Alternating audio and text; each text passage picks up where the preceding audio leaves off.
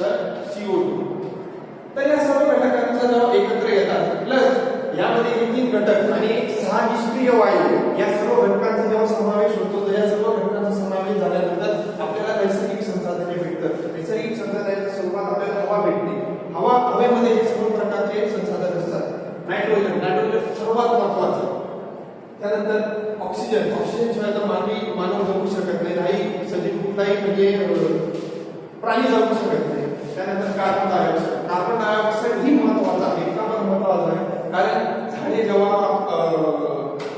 जे असतात मानव काय करतो? मानव ऑक्सिजन घेतो आणि कार्बन डायऑक्साईड सोडतो, बरोबर? तर झाडांचं तसं नाही. झाडं आपले CO2 घेतात आणि O2 सोडतात त्याच्यामुळे. आणि आपण बघतो तर याच्या पुढे आपण गेलं तर याच्यात आपल्या भागात येतो प्रदूषणाचा भाग येतो आपल्या भागामध्ये. तर आपण प्रदूषण बघितलं. आता प्रदूषणाचे पण प्रकार आहेत. प्रदूषण बघितलं आपल्या हवा, जल आणि मृदा. हवेचं प्रदूषण म्हणजे तुम्ही बघितलं. हवेचं प्रदूषण तुम्ही बघितलं. हा तुम्ही फोटो बघू शकता. या फोटोमध्ये तुम्ही बघू शकता कारखान्याचा धूर आहे, गाड्यांचा धूर आहे आणि जलतोडी चालू आहे त्याच्यामुळे धूर होऊ शकतो. तर हवेमध्ये कसं असतं की आपण बघतो एसीचा वापर आजकाल वाढलेला आहे. त्यानंतर फ्रीजचा वापर वाढलेला आहे. तर या सर्व घटकांमुळे काय होतं? या सर्व संसाधनांमुळे जे मानवी द्वारा तयार केलेले हे आपल्याला उपयुक्त संसाधने आहेत. पण यांचा म्हणजे दुष्परिणाम काय होतो की याच्यामुळे जे CO2 चं प्रमाण वाढतं, कार्बन डायऑक्साईडचं, तर त्या गॅसद्वारे, त्या विषारी गॅसद्वारे जी आपली ओझोन वायू आहे ती डॅमेज होते, ती खराब होते. पण जेव्हा CO2 चं प्रमाण वाढतो तर तो CO2 चं प्रमाण जे आपले पृथ्वीचं जे ऍटमॉस्फिअर आहे ते CO2 ला वरती जाऊ देत नाही. आणि वरती जाऊ दिल्यामुळे काय होतं की तो CO2 तिथल्या तिथं राहून जातो.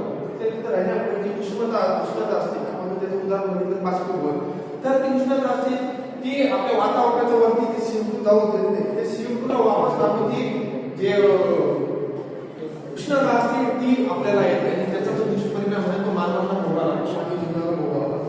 तर त्यानंतर आपण बघितलं तर AQI म्हणजे काय? Air quality index.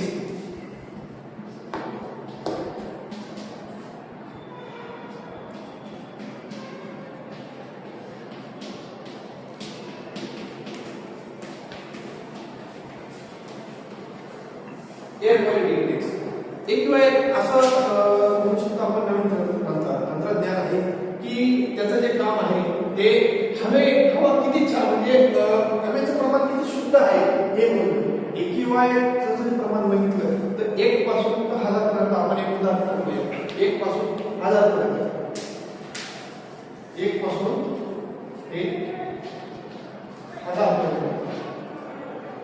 जर तुम्ही आपल्या भारतात बघितलं तर काही शहर असे की त्यांचा AQI चा जो प्रमाण आहे तो 600 पर्यंत जाणार.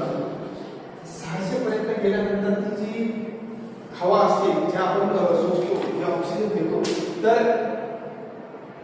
तुम्ही बघितलं की जे लोक ज्यांना व्यसन असतं, जे वेगवेगळ्या यांचं व्यसन करतात, तर जे लोक निर्व्यसनी असतात तेही ह्या अशा विषारी हवेत श्वास घेतला त्यांनी, तर आपण असं म्हणू शकतो की तेही व्यसनच झालं.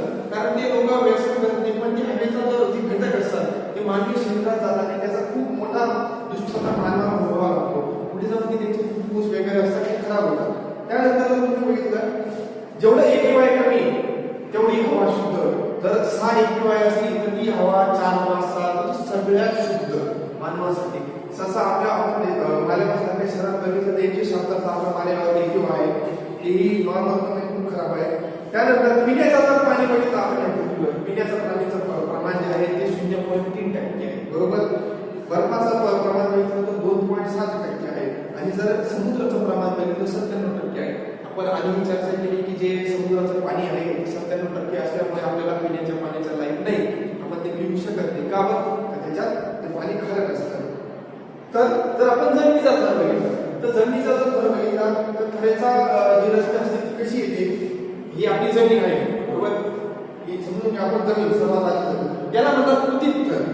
कुतीत मुद्रा करू शकतो आपण. कुतीत मुद्रा 2 नंबर बघितलं तर मृदा. जमिनीचा 2 नंबरचा थर म्हणजे मृदा. 3 नंबरचा थर जर बघितला तर अपरिपक्व मृदा. 4था थर बघितला तर मातीचा थर किंवा म्हणू शकतो आपण लहान खडक. आणि 4 नंबरचा जर थर बघितला तर आपण मूळ खडक.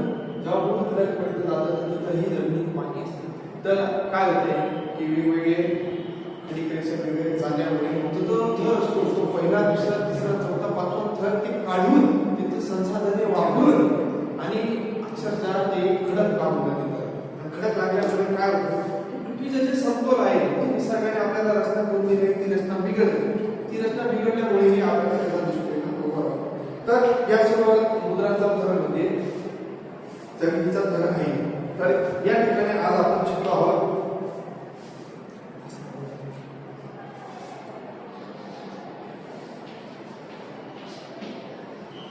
नैसर्गिक संसाधने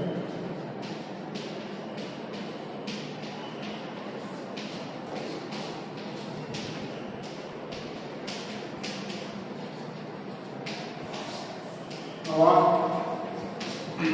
पाणी आणि जमीन तर आम्ही तुम्हाला गृहपाठ देणार आहे तो तुम्ही उद्या करून आणायचा आहे